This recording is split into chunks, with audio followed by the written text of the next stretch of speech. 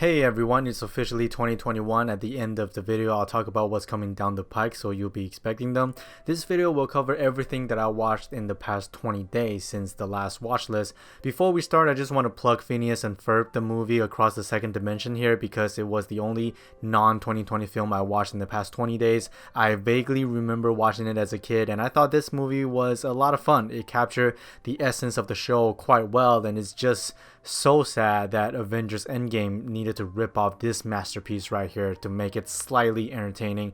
Truly despicable stuff. So let's get to the list. The Old Guard has some good actions in it. It's always entertaining to see Charlize Theron kicking ass, but the writing felt just a bit too convenient. The soundtrack choices I thought was pretty bad, which I guess panders to the younger demographic, but there are some good themes to explore here. There's a new Phineas and Ferb movie that came out this year. In case you didn't know, I would recommend seeing it as well. It's not as good as the first one, but I still had a lot of fun watching it because he's the hero Tri-States deserve, but not the one it needs right now. So we'll hunt him because he can take it, because he's not our hero. He's a silent guardian, a watchful protector.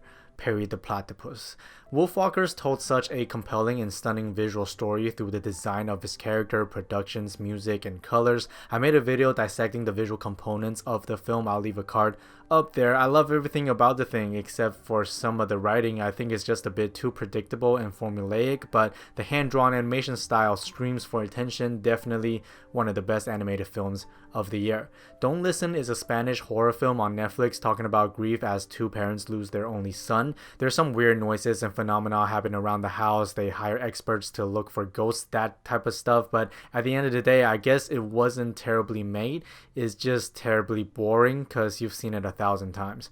Long Toast by Karsten is a fucking goddamn masterpiece. Greenland is a disaster movie in 2020, a genre that always kind of feeds my guilty pleasure senses. For this one, I guess I appreciate the filmmakers trying to sneak some sort of theme or statement in every bit of conflict, but narratively, it just feels like they're piling sandbags on top of sandbags, yet water still leaks through. It gets very repetitive, but I wasn't too bored with it. The ending is mega weak. If only they ended 3 minutes earlier, it would have been a lot better. I'm Your Woman so far is a highlight for me in 2020. I'm probably going to rewatch this in the final catch-up just to make sure I caught everything and that it's still a frontrunner on my list. The writing is subtle. It respects the audience enough that it leaves the space for us to figure shit out on our own. The performances are so real as well. Peninsula is the sequel to the massively successful Korean zombie film Train to Busan. I thought this sequel was a letdown. There are a lot of directorial choices that I just couldn't quite grasp. The characters feel more like superheroes than actual humans, which I felt so emotionally distant. This post-apocalyptic Mad Max type of storylines and design just didn't quite mesh with the predecessor. Scoob was a thing. If y'all remember this thing, I've never really gotten into Scooby-Doo when I was a kid, so I'm probably speaking out of terms here in regard to it sticking to its original material, but other than that, I thought the film was a mess of a movie that utilizes social media buzzwords to hijack its audience attention while not really speaking much of anything worthwhile. Another Round was brought to you by the same guy who did The Hunt, which many people loved. The dude is clearly into characters and their internal lives, often with a mundane and quiet suburbia backdrop. In Another Round, the filmmakers challenged the notion of having alcohol in someone's system may or may not enhance their ability to function. It talks about relationship and midlife crisis in a very lighthearted and funny way. The white text popping up every once in a while throughout the film worked as a brilliant way to sneak title cards between sequences. The final dance is just so liberating. Project Power pretty much came out exactly how I imagined before walking in. This kind of techno action films that's been coming out in recent years. It's awesome to see Joseph Gordon-Levitt coming back this year. Some of the CGI moments here are not ideal, and some of the directorial choices are also very questionable in my opinion. The editing really wasn't my cup of tea, and the protagonist doesn't have much to offer either. A Recipe for Seduction is a simple masterpiece. It offers drama, romance, love, action, betrayal, friendship, marriage, and chicken. I almost had to turn it off 2 minutes in because it was too good for me. I don't deserve to witness such greatness, but I continue and I am now transcended. I'm no longer human, a weakling as I used to be. I am bigger, stronger, more powerful, more resilient. This piece is so groundbreaking. It goes beyond our pathetic understanding of cinema. This is more than a movie. This is love. I wish I had the secret recipe to go back in time just to experience this for the first time once again. The Trial of the Chicago 7 brings out what Aaron Sorkin does the best, and that is making his characters speak like gods, and on that level, this one doesn't disappoint. This might be a first viewing thing, but I thought the overall script is just a bit scattered and all over the place. It's not so much as to focus on one thing in a courtroom like he did in A Few Good Men. I love Sorkin as a writer, but as a director, I'm not sure yet. The Tax Collector ran like a straight-to-DVD movie that feels like it's made by frat boys who never grew up, generic, boring, and frankly, unhelpful. The Devil All the Time had an incredible cast. Everyone gave a really good performance here. Robert Pattinson I thought was a miscast that stuck out the most. It's not his acting, I'm just not sure if the role is for him. It is a tragedy that questions morality and religion. At times it can be really hard to watch as the characters make convoluted decisions. There's also a reliable narrator in the mix that I don't think it added any flavor to the story. Hearts and Bones started off quite gripping, especially in the first half, and the second half really outstayed its welcome a bit with things that were never set up in the first. Well acted, well shot, and I do like how it explores the morality of a photographer as he captures all these horrific moments in humanity. The Broken Hearts Gallery, I guess it wasn't bad, it's just so generic and predictable. I felt nothing at the end of the day. I do like some of the ideas here, like people clinging onto something they think represent who they are, or the simple imagery of two characters moving a couch across the city, and during which they would set it down in the middle of the road and take a break and talk about life. Bloodshot is a movie that you get exactly what you expected. There's no surprise here. This dumb, so extremely dumb movie with Vin Diesel that's everything you need to know. To be fair, I don't think they're trying to be anything else though. There's way more special effects in this thing than anyone would have ever cared for in a million years. Like, so unnecessary. 12-Hour Shift is a very unique little movie and intentionally boring ass looking movie with colorless and deadpan deliveries and characters, but somehow it worked extremely well in a few ways. There are moments that shine, and when it does, it does. Soul was another great Pixar film that deals with deeper and grander themes that many young children would not be aware of. The idea of exploring the meaning of life, and if there is one, I thought was really the heart and soul of this film. I'm not gonna lie, it's a lot to take in on the first viewing. This might age better if I give it some time. How to Build a Girl has a surreal story at heart that deludes itself from having any effective social or emotional impact. By patting a fantasy spin on top of everything, characters feel more like phony cartoon drawings that don't have real feelings, real problems, and dimensionality, which begs the question, does any of it really matter to anyone? I really do believe there's a good movie somewhere in 2067. The concept of a message received from the future and having characters travel through time to save humanity that gets very loopy on paper seemed like a lot of fun, but the execution felt flat for me, mainly because of the writing. I didn't buy the main character as the main character, and some of the production designs and choices here, while well crafted, the budget thing kinda seeped through. I made a video talking about the goods in Wonder Woman 84, card is up there. So over here I want to talk about how many things the filmmakers expect the audience to believe and get along with. There are moments where logic is just thrown out the window only for structure or purpose of thrills. I just think the idea of pitting a super powered goddess against a TV boy is just kind of funny. Love and Monsters was a surprisingly delightful movie that set in a post-apocalyptic world where Earth is dominated by mutated monsters and creatures and humans are forced to the bottom of the food chain. It is funny, and surprisingly, in a movie where the main group of characters are mostly teenagers, I didn't dislike any of them. Everyone is pretty easy to get behind. Some things are kind of left unresolved at the end, and the dog gave one of the best performances of the year. The Secrets We Keep had a very intriguing concept to me, but it all fizzles out as soon as the film fades to black. At the end of the day, you are left thinking about what could have been. The thrills, mystery, and paranoia of the film came off a little trite, even though I do like the theme of questioning if our history defines who we are going forward. Rainey's Black Bottom is also my kind of movie. This semi-bottle film follows 4 band members and a singer who are trying to record a record during the 1920s, adapted from a play, and Chadwick Boseman, God rest his soul, just gave the single best performance of the year. I've never been so certain in my entire fucking life. Every scene he's in, even the ones he's not in, he is electrifying in every second of it. Viola Davis also gave one of the best of the year.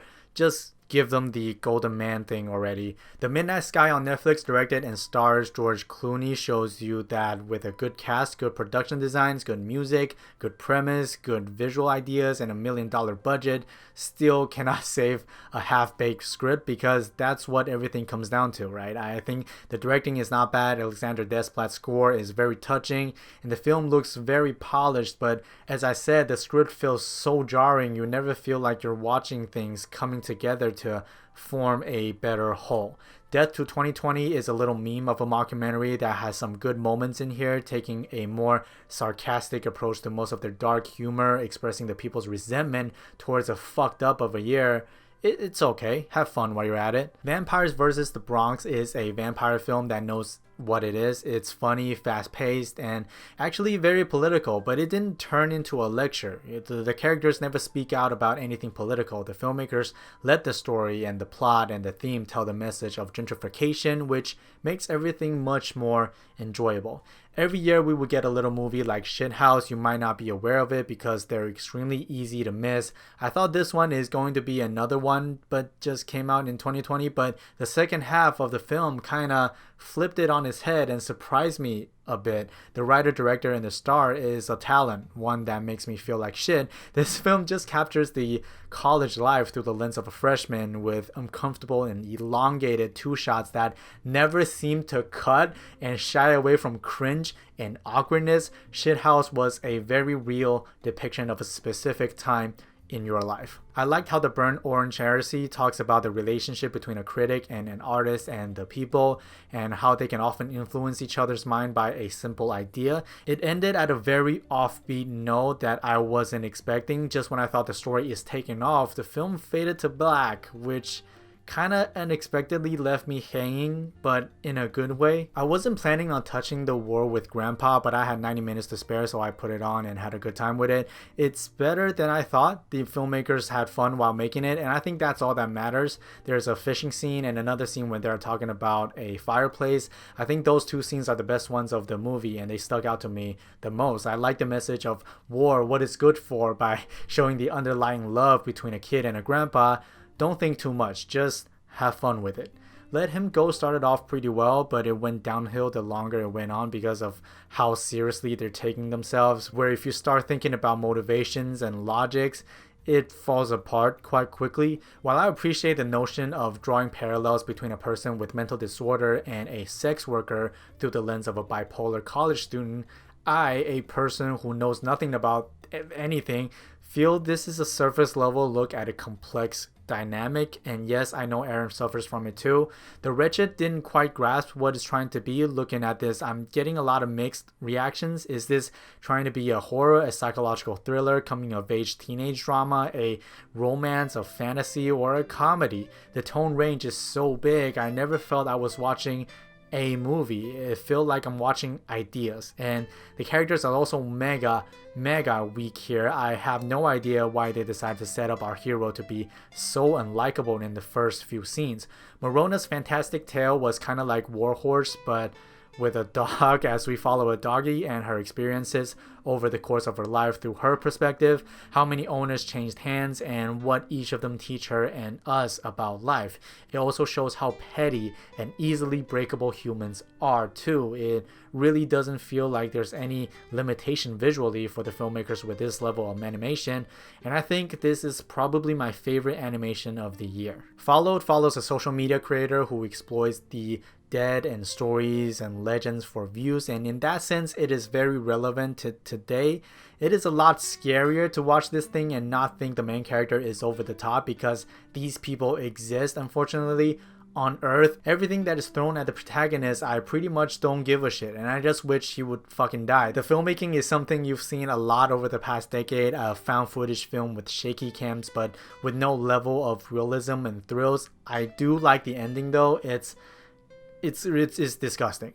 I rewatched Tenet and I think I just need another few months, if not another few years, to really understand what Nolan's trying to do here, because it's Nolan. I give him the benefit of the doubt, so I'm not making any sudden judgment here. I still don't know if I either loved it or was disappointed by it too. Beasts Clawing at Straws is a South Korean crime thriller that gets crazier and crazier as it progresses. It does often ride the line between actual substance and pure shock value though. It follows a few storylines that seem to be separate from one another, and the issue with not establishing that rule early on is that it makes the pacing drag and the first half feels very disjointed, but I think there's a lot to like here and a lot to enjoy too. 100% wolf, more like 100% shit.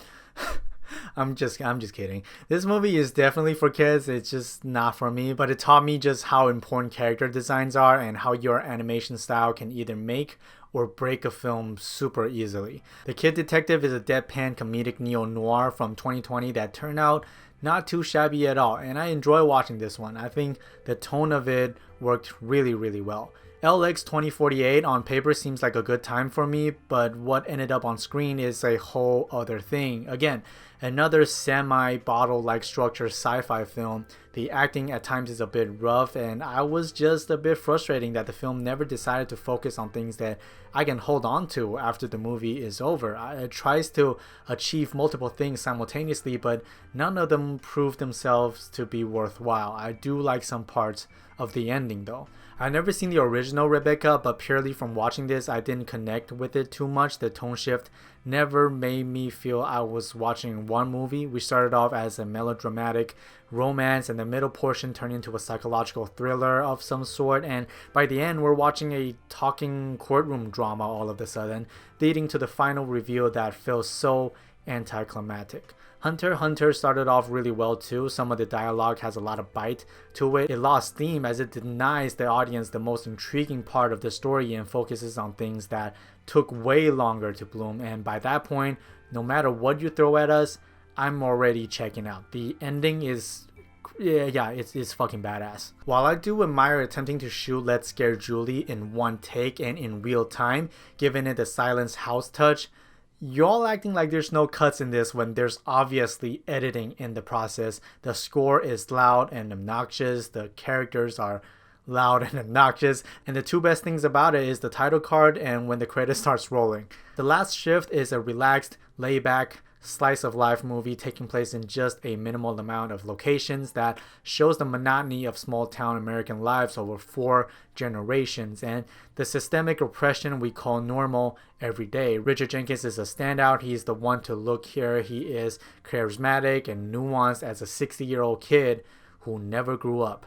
And the final one that I caught was The Dark Divide. While I appreciate and enjoy a lot of the on-location shooting, in my opinion, I was surprised by how little was achieved after everything is said and done. I just felt so hollow and empty when it ended. It doesn't feel much like a story.